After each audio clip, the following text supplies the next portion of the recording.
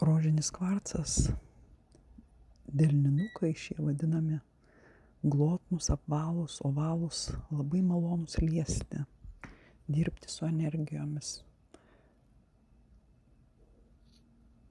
patogus laikyti rankoje, masažuoti. Laikant delne galima sutelkti dėmesį į švelnumą, į atsipalaidavimą. Neapdoroti gabaliukai, nelygus, laikomi gamtinių stipriai veikiančių energetiškai kristalų, nes nėra paveiktas žmogaus apdorojimo.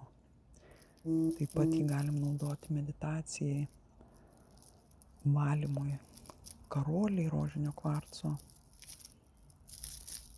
kontaktuojant su kūnu, stiprina širdies energiją, pusiausvyrą vidinę, atsipalaidavimą.